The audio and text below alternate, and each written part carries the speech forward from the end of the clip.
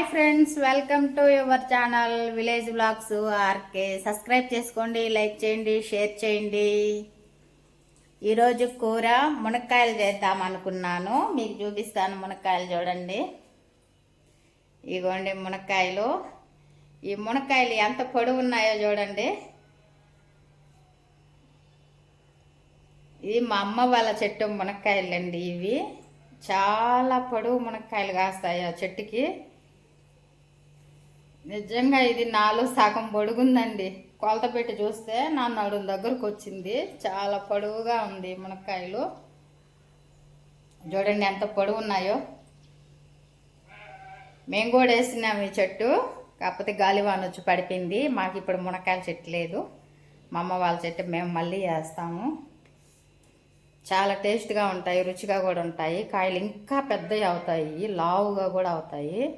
కాకపోతే కోసేసి మా అమ్మ నాకు తీసుకొచ్చి ఇచ్చింది కూర చేసుకోమని. నేను మునక్కాయ కూర చేద్దాం అనుకునేలాగా, మునక్కాయలు తీసుకొని అక్కడ పెట్టుకునేలాగా ఇంకో స్పెషల్ మళ్ళీ. అవేంటో మీకు చూపిస్తాను, చూసేయండి మీరు కూడా. ఇంకో స్పెషల్ అని చెప్పాను కదా, ఆ స్పెషల్ ఇయేనండి. ఇగోండి చేపలు. ఈ చేపలు కూడా మా నాన్న పంపించాడు మాకు.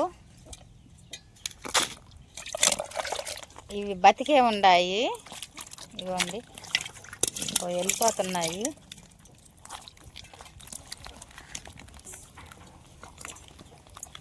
ఇవన్నీ తల ఒక దిక్కుకి వెళ్తున్నాయి చూడండి.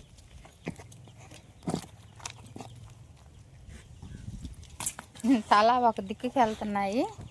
ఫుల్ వీడియో పెడతాను, చూసేయండి. ఇవన్నీ క్లీన్ చేసుకొని చేపల కూర చేసి చూడండి ఎట్లా వెళ్తున్నాయో. చేపలు రోడ్డు మీద కూడా నడుచుకుంటూ వెళ్తున్నాయి.